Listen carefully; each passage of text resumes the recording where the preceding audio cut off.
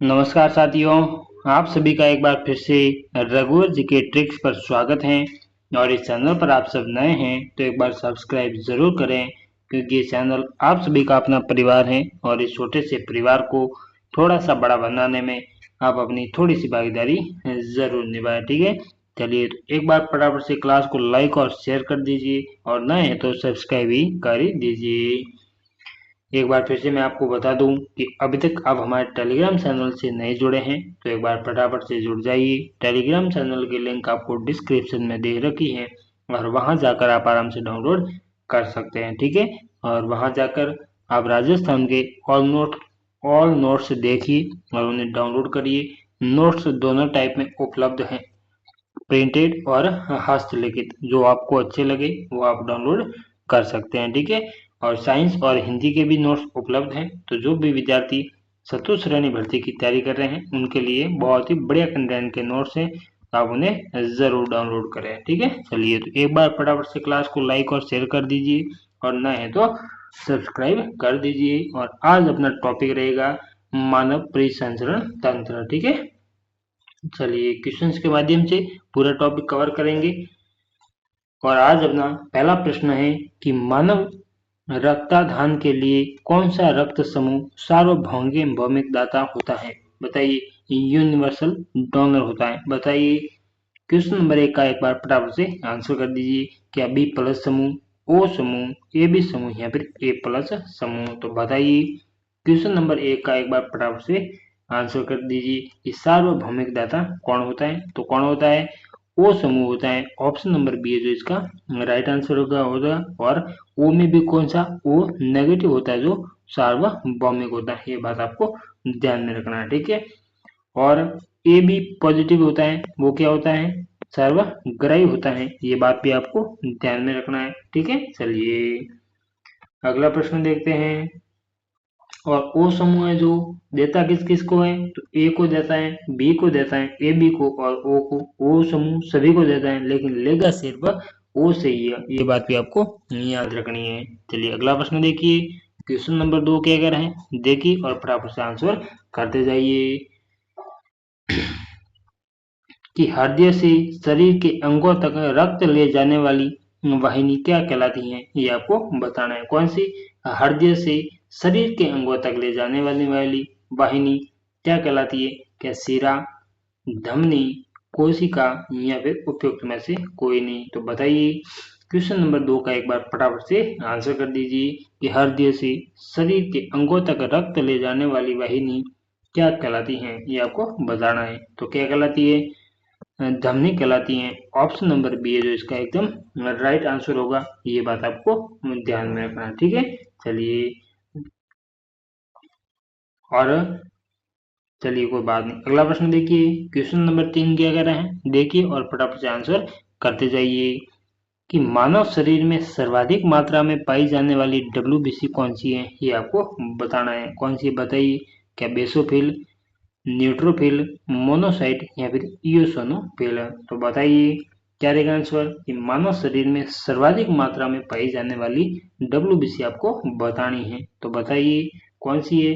तो ये जो न्यूट्रोफिल है जो सबसे अधिक मात्रा में पाई जाती है। ये आपको ध्यान में रखना है। और एक आपको ये भी पूछ सकते हैं कि सबसे बड़ी डब्ल्यूबीसी कौन सी है? तो वो है मोनोसाइट। ये आपको ध्यान में रखना है। और सबसे छोटी डब्ल्यूबीसी कौन सी है? तो वो है लिम्फोसाइट। ये बात भी आपको ध्यान में रखनी। और ये जो इओसिनोफिल है यह एलर्जी डब्ल्यूबीसी होती है। ठीक है, जो हमारे शरीर में एलर्जी होती है उसके उसके लिए उत्तरदायी होती है। और ये बेसोफिल क्या है? तो ये हिस्टामिन एंजाइम है। ये बात भी आपको ध्यान में रखना। ठीक है, और न्यूट्रोफिल क्या करती है? तो ये जीवाणु को खाने का कार्य करती है और इसे भक्षाणु भी कहा जाता है। ये बात भी आपको याद रखनी है। चलिए अगला प्रश्न देखिए। क्वेश्चन नंबर 4 क्या कह रहे हैं? और उससे पहले अभी तक आप इस चैनल पर नए हैं और आपने चैनल को सब्सक्राइब नहीं किया है तो एक बार फटाफट से कर दीजिए, क्योंकि ये चैनल नहीं आप सभी का अपना परिवार है और इस छोटे से परिवार को थोड़ा सा बड़ा बनाने में आप अपनी थोड़ी सी भागीदारी जरूर निभाएं। ठीक है, तो चलिए एक बार फटाफट से क्लास को लाइक और शेयर कर दीजिए और नए हैं तो सब्सक्राइब भी कर दीजिए। चलिए बताइए। क्वेश्चन नंबर 4 का एक बार आंसर करिए। क्या कह रहे हैं कि रक्त बिंबाणु का कार्य है, बताइए। आपको इस रक्त बिंबाणु का कार्य बताना है कि रक्त का क्या कार्य होता है, बताइए। क्या रक्त का थक्का बनाने में सहायता करना, प्रतिरक्षा, हीमोग्लोबिन को धारण करना, या फिर उपयुक्त में से कोई नहीं। तो बताइए क्या रहेगा आंसर क्वेश्चन नंबर 4 का कि रक्त बिंबाणु का कार्य क्या होता है, बताइए। और इनका आकार कैसा होता है बिंबाणु का, तो इनका आकार प्लेट जैसा होता है और इन्हें प्लेटलेट्स भी कहते हैं, ये भी आपको ध्यान में रखना है। और इसका निर्माण कहाँ पर होता है बिंबाणु का, तो इसका निर्माण अस्थि मज्जा में होता है और इसका अन्य नाम है थ्रोम्बोसाइट, ये भी आपको याद रखना है। और इसका कार्य क्या है, तो खून का थक्का जमाता है, ये बात आपको याद रखनी है। ऑप्शन नंबर ए जो इसका राइट आंसर होगा कि रक्त का थक्का बनाने में सहायता करता है कौन, रक्त बिंबाणु या प्लेटलेट्स। ठीक है, चलिए ऑप्शन नंबर ए रहेगा इसका राइट आंसर। अगला प्रश्न देखिए, क्वेश्चन नंबर 5 क्या कर रहे हैं, देखिए और फटाफट से आंसर करिए कि शरीर में श्वेत रक्त कणों WBC का मुख्य कार्य क्या है, ये आपको बताना है। क्या ऑक्सीजन वहन करना, थक्का बनाने में सहायता करना, अधिक लाल रक्त कण उत्पन्न करना, या फिर रोगों के विरुद्ध शरीर का रक्षण करना। तो बताइए क्या रहेगा आंसर, श्वेत कणों का मुख्य कार्य क्या है, ये आपको बताना है। तो क्या कार्य है बताइए फटाफट से आंसर करिए। और इस WBC को क्या कहते हैं, शरीर की सेना भी कहते हैं क्योंकि यह रोगों से लड़ती हैं, ये भी आपको ध्यान में रखना है। ठीक है, और इसे ल्यूकोसाइट के नाम से भी जाना जाता है। और अगर WBC की मात्रा अधिक हो जाती है तो इसे एक ल्यूकेमिया नामक रोग होता है, जिसे रक्त कैंसर भी कहा जाता है, इसका भी आपको ध्यान में रखना है। और इस WBC का आकार कैसा होता है बताइए, तो इसका आकार अमीबा जैसा होता है और इसकी संख्या कितनी होती है, तो 8000 से 11000 प्रति घन mm होती है, ये भी आपको याद रखना है। ठीक है, तो इसका आंसर क्या होगा क्वेश्चन नंबर 5 का, तो इसका आंसर होगा ऑप्शन नंबर डी कि रोगों के विरुद्ध शरीर का रक्षण करना। ठीक है, चलिए बहुत बढ़िया प्रश्न, इसी तरह करते जाइए और देखते जाइए, एग्जाम में आपको काफी सारे क्वेश्चन देखने को मिल जाएंगे। ठीक है, चलिए बताइए क्वेश्चन नंबर 6 का आंसर करिए कि एक व्यक्ति में लाल रक्त कोशिकाओं की सामान्य संख्या मिलियन mm³ होती है, बताइए कितनी होती है, फटाफट आंसर करिए। क्या 2.5 से 4.5, 6.5 से 9.5, 4.6 से 6.2, या फिर 9.6 से 12.2। तो बताइए क्या रहेगा आंसर, तो इसका आंसर होगा option number C right answer. 46 lakh से 62 लाख प्रति mm³ होती हैं, ये बात आपको ध्यान में रखना है। ठीक है, चलिए और RBC का कब्रिस्तान किसे कहा जाता है, ये भी आपको पूछ सकते हैं। तो किसे कहा जाता है, तो इसे पलिया को कहा जाता है। और RBC का निर्माण कहाँ पर होता है, तो भ्रूण या नवजात में पलिया प्लस लीवर में होता है, और वयस्क होता है उसमें अस्थि मज्जा में इसका निर्माण होता है, ये भी आपको ध्यान में रखना है।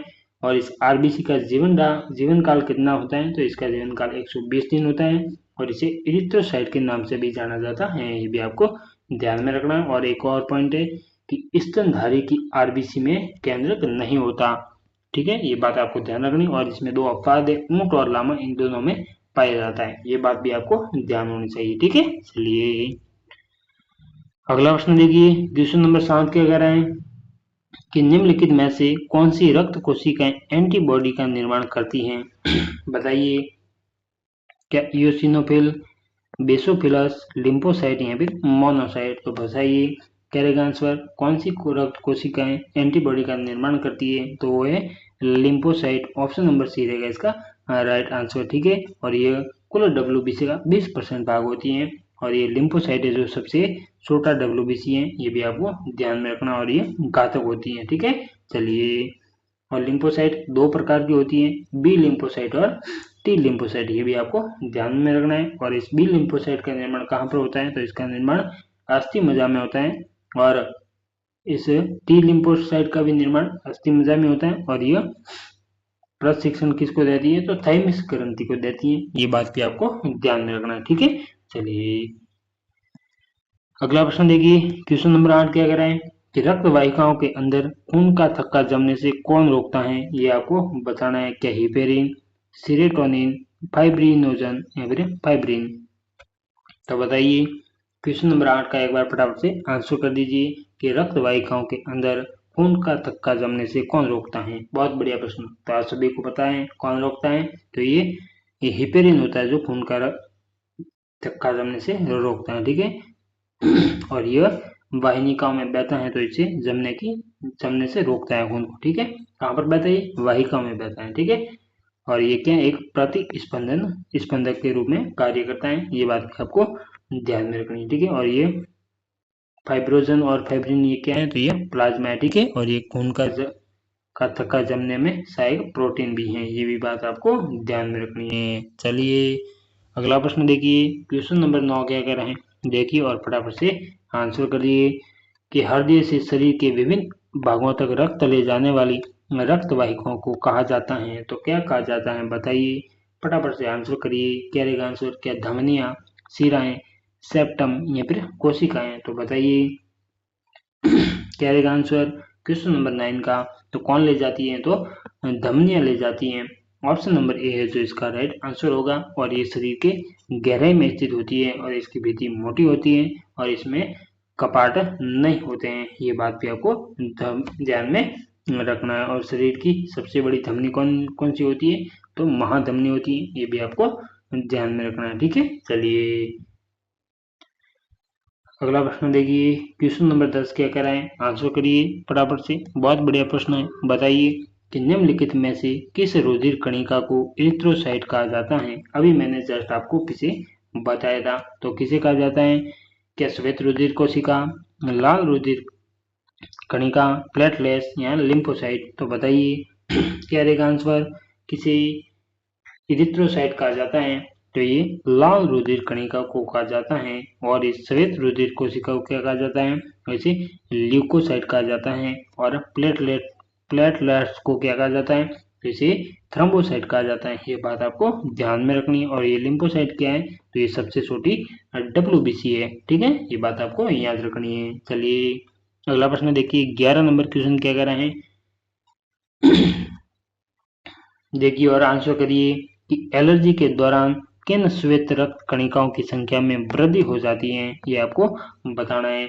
तो बताइए एलर्जी के दौरान किन रक्त श्वेत कणिकाओं में की संख्या में वृद्धि हो जाती है। क्या न्यूट्रोफिल, बेसोफिल, मोनोसाइट या फिर इयोसिनोफिल। बताइए क्या रहेगा आंसर क्वेश्चन नंबर 11 का। एक बार फटाफट से आंसर कर दीजिए। तो क्या रहेगा ऑप्शन नंबर डी इसका राइट आंसर होगा, इयोसिनोफिल, ठीक है। और ये कुल WBC का 1 से 2% भाग होता है और ये एलर्जी में काम आता है, ठीक है। एलर्जी उत्पन्न करता है, ठीक है। जब हमारे एलर्जी होती है तो इनकी संख्या बढ़ जाती है। ये बात आपको याद रखनी है, ठीक है। चलिए अगला प्रश्न देखते हैं। और अभी तक आप इस चैनल पर नए हैं और आपने सब्सक्राइब नहीं किया है तो फटाफट से कर दीजिए, क्योंकि ये चैनल नहीं आप सभी का अपना परिवार है और इस छोटे से परिवार को थोड़ा सा बड़ा बनाने में आप अपनी थोड़ी सी भागीदारी जरूर निभाएं। चलिए बताइए तो 12 नंबर क्वेश्चन का आंसर कर दीजिए एक बार कि रक्त का थक्का जमने के लिए उत्तरदायी प्रोटीन है तो कौन सा है, ये आपको बताना है। बताइए फटाफट से क्वेश्चन नंबर 12 का एक बार फटाफट से आंसर कर दीजिए कि रक्त का थक्का जमने के लिए कौन सा प्रोटीन उत्तरदायी है। क्या एल्बुमिन, तो ये क्या करता है, रक्त को गाढ़ा बनाता है, ठीक है। ग्लोबोम्यून, तो ये क्या है, ये एंटीबॉडी है। और फाइब्रिन ये क्या है बताइए। और फाइब्रिनोजन ये क्या है, तो ये खून का जमने में हेल्प करता है। ये बात आपको ध्यान में रखनी है। तो ऑप्शन नंबर डी है जो इसका एकदम राइट आंसर होगा, ठीक है। चलिए अगला प्रश्न देखते हैं।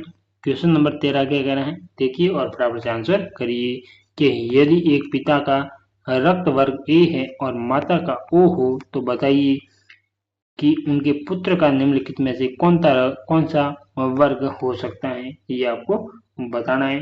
तो बताइए कौन सा होगा, इसके लिए पूरा सॉल्यूशन करना पड़ेगा, वो अभी मैं आपको यहाँ पर पूरा नहीं करवा पाऊंगा, ठीक है। तो सीधा इसका आंसर लगा रहा हूँ। तो इसका क्या होगा, ऑप्शन नंबर सी इसका राइट आंसर होगा, ओ समूह होगा, ठीक है। चलिए अगला प्रश्न देखते हैं। क्वेश्चन नंबर 14 क्या कह रहे हैं देखिए और फटाफट से आंसर बताइए कि मनुष्य के किस रुधिर वर्ग की प्रतिरक्षा नहीं है। बताइए क्या ए बी, ए बी या फिर ओ? बताइए क्या रहेगा आंसर कि मनुष्य के किस रुधिर वर्ग की प्रतिरक्षा नहीं है, ये आपको बतानी है। तो बताइए क्या होगा आंसर। क्वेश्चन नंबर 14 का फटाफट से एक बार आंसर कर दीजिए। तो किसका नहीं है, तो ए बी का प्रतिरक्षी नहीं है। ऑप्शन नंबर सी रहेगा इसका राइट आंसर। चलिए अगला प्रश्न देखते हैं। क्वेश्चन नंबर 15 क्या कर रहे हैं देखिए और फटाफट से आंसर करिए कि मानव हृदय का पेस मेकर अवस्थित होता है, किसमें होता है? क्या दायां आलिंद, बायां आलिंद, वेंट्रिकल या फिर वेना कावा? तो बताइए क्या रहेगा आंसर। एक बार फटाफट से आंसर कर दीजिए कि पेस मेकर उपस्थित कहाँ पर होता है, ये आपको बताना है। आंसर करिए फटाफट से क्या रहेगा आंसर। तो ये दायां आलिंद में होता है। और अगर ये पेस मेकर खराब हो जाए तो क्या करते हैं, तो एक कृत्रिम पेस मेकर लगाया जाता है, ठीक है, जिसमें बैटरी किसकी होती है, तो लिथियम की होती है। ये बात आपको ध्यान में रखना है, ठीक है। चलिए और इसमें एक एस एन नोड लगा हुआ होता है, ठीक है, जो क्या कार्य करता है, तो ये हृदय की धड़कन की शुरुआत करता है, ठीक है। चलिए अगला प्रश्न देखिए।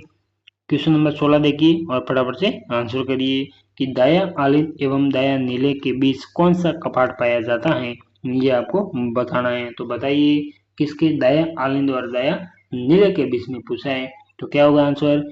क्या त्रिवलनी कपाट, अर्धचंद्राकार कपाट, द्विवलनीय कपाट या फिर उपयुक्त में से कोई नहीं? तो बताइए क्वेश्चन नंबर 16 का एक बार फटाफट से आंसर कर दीजिए क्या रहेगा इसका आंसर। तो आप सभी को पता है दायां आलिंद और दायां नीले के बीच में कौन सा कपाट पाया जाता है, तो त्रिवलनी कपाट पाया जाता है। ऑप्शन नंबर ए है जो इसका राइट आंसर होगा, ये आपको ध्यान में रखना है, ठीक है। चलिए अगला प्रश्न देखते हैं। क्वेश्चन नंबर 17 क्या कर रहे हैं देखिए और फटाफट से आंसर करते जाइए कि निम्नलिखित में से किन की भित्तियों पर रक्त द्वारा डाले गए दबाव को रक्त दाब कहते हैं, ये आपको बताना है। तो बताइए कि निम्नलिखित में से किन की भित्तियों पर रक्त द्वारा डाले गए दाब को रक्त दाब कहा जाता है, ये आपको बताना है। तो बताइए क्या हृदय की, शिराओं की, धमनियों की या फिर कोशिकाओं की? 17 नंबर क्वेश्चन का एक बार फटाफट से आंसर कर दीजिए।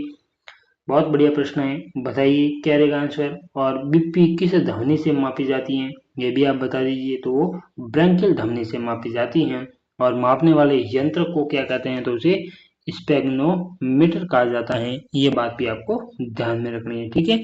चलिए बताइए तो क्या रहेगा आंसर क्वेश्चन नंबर 17। तो इसका आंसर होगा ऑप्शन नंबर सी, धमनियों की पर डाले गए दाब को रक्त दाब कहा जाता है, ठीक है। ये बात आपको याद रखनी है। चलिए 18 नंबर क्वेश्चन देखते हैं क्या कह रहे हैं देखिए और फटाफट से आंसर करिए कि आरबीसी का ग्रेवयार्ड किसे कहा जाता है? बहुत बढ़िया प्रश्न, बताइए क्या पलिया, यकृत, किडनी या फिर थाइमस को? तो बताइए क्या रहेगा आंसर। आरबीसी का ग्रेवयार्ड किसे कहा जाता है और इसमें क्या लोहा जमा हो जाता है पलिया में, ठीक है। फिर ये और शरीर का रक्त कोष भी कहते हैं इसे, और इसे तिल्ली या त्रिकोणाकार भी कहा जाता है। ये बात भी आपको ध्यान में रखना है। तो आरबीसी का ग्रेवयार्ड किसे कहा जाता है, तो पलिया को कहा जाता है। ऑप्शन नंबर सी है जो इसका राइट आंसर होगा, ये बात भी आपको ध्यान रखनी है। चलिए अभी तक आप इस चैनल पर नए हैं और आपने चैनल को सब्सक्राइब नहीं किया है तो एक बार फटाफट से कर दीजिए, क्योंकि इस चैनल आप सभी का अपना परिवार है और इस छोटे से परिवार को थोड़ा सा बड़ा बनाने में आप अपनी थोड़ी सी भागीदारी जरूर निभाएं। और एक बार फिर से बता दूं कि अभी तक टेलीग्राम चैनल से नहीं जुड़े हैं तो फटाफट से जुड़ जाइए। टेलीग्राम चैनल की लिंक आपको डिस्क्रिप्शन में दे रखी है, ठीक है। चलिए बताइए कि कौन सा रक्त प्रोटीन प्लाज्मा में प्रासरणी दाब बनाए रखता है? बताइए क्या रहेगा आंसर कि कौन सा रक्त प्रोटीन प्लाज्मा में प्रासरणी दाब बनाए रखता है, ये आपको बताना है। क्या एल्बुमिन, ग्लोब्यूमिन, फिब्यूमिन या फिर उपयुक्त में से कोई नहीं? तो कौन सा है बताइए। तो ये एल्बुमिन बनाए रखता है, ये आपको ध्यान में रखना है, ठीक है। और इसका निर्माण कहाँ होता है एल्बुमिन का, तो इसका निर्माण लिवर में होता है, ये भी आपको ध्यान में रखना है। और ये होता कहाँ है, तो प्लाज्मा में जाता है, ठीक है। और पानी की मात्रा का नियंत्रण करता है कौन, एल्बुमिन, ठीक है। चलिए अगला प्रश्न देखिए। क्वेश्चन नंबर 20 क्या कह रहे हैं देखिए और फटाफट से आंसर करिए कि रक्त का पीएच मान होता है, कितना होता है, ये आपको बताना है। बताइए फटाफट, क्या 7.4, 6.7, 5.7 या फिर 4.2? तो बताइए क्या रहेगा आंसर। फटाफट से क्वेश्चन नंबर 20 का आंसर कर दीजिए। क्या पूछ रहे हैं कि रक्त का पीएच होता है तो कितना होता है, ये आपको बताना है। बताइए। तो होता है 7.4 होता है, और जो थोड़ा सा हल्का सारी होता है, ये भी आपको ध्यान में रखना है, और इसे बफर विलेन भी कहा जाता है, ये बात आपको याद रखनी है। ठीक है, चलिए एक बार फटाफट से क्लास को शेयर कर दीजिए। और अगला प्रश्न देखिए कि हीमोपोसिस है क्या है। क्या परिसंचरण तंत्र का अध्ययन, रुधिर के निर्माण की प्रक्रिया, प्रतिरक्षा तंत्र की नियमन की प्रक्रिया, रुधिर को जमने से रोकने की प्रक्रिया। बताइए ये हीमोपोएसिस क्या है, ये आपको बताना है। तो फटाफट से एक बार आंसर कर दीजिए। बहुत बढ़िया प्रश्न। बताइए। और हिम का मतलब तो होता है खून। हिम का मतलब क्या होता है? खून। और पोसिस का मतलब होता है बंधना। तो टोटल क्या पूछ रहा है? खून का बंधना क्या होता है, बताइए। तो ये रुधिर के निर्माण की प्रक्रिया है। ठीक है, ये बात आपको ध्यान में रखना है। और मानव शरीर में रक्त की मात्रा कितनी होती है, बताइए। तो ये लगभग 5 से 6 लीटर होती है, ये बात भी आपको ध्यान होनी चाहिए। ठीक है, चलिए अगला प्रश्न देखते हैं। क्वेश्चन नंबर 22 क्या कह रहे हैं, देखिए और फटाफट से आंसर करते जाइए। बहुत बढ़िया बेहतरीन क्वेश्चन है। और अभी तक आप हमारे चैनल पर नए हैं और आपने सब्सक्राइब नहीं किया है, तो अपना खुद का परिवार समझकर एक बार सब्सक्राइब जरूर करें। ठीक है, चलिए बताइए। 22 नंबर का आंसर करिए कि हमारे शरीर में एंटीजन की प्रति सुरक्षा हेतु निम्नलिखित में से किसके द्वारा एंटीबॉडीज का निर्माण किया जाता है, ये आपको बताना है। क्या प्रतिरक्षा तंत्र, टीकाकरण, वैक्सीन या फिर उपयुक्त सभी? तो बताइए क्या रहेगा आंसर। कि हमारे शरीर में एंटीजन के प्रति सुरक्षा हेतु निम्नलिखित में से किसके द्वारा एंटीबॉडी का निर्माण किया जाता है। तो किसके द्वारा किया जाता है, तो यह प्रतिरक्षा तंत्र द्वारा किया जाता है। ऑप्शन नंबर ए जो इसका राइट आंसर होगा। ठीक है, चलिए। और इसका पिता किसे कहते हैं, तो इसका पिता एडवर्ड जेनर को कहते हैं। और इन्हें विश्व का प्रथम टीका किसका बनाया था, तो शीर्षक का टीका बनाया था, ये भी आपको ध्यान में रखना है। ठीक है, चलिए अगला प्रश्न देखिए। 23 क्या कह रहे हैं, देखिए और फटाफट से आंसर करिए। बहुत बढ़िया प्रश्न। कि ब्लड कैंसर, ल्यूकेमिया रोग में निम्नलिखित में से किस रुधिर कणिका की संख्या बढ़ जाती है। अभी जस्ट मैंने आपको पीछे बताया था।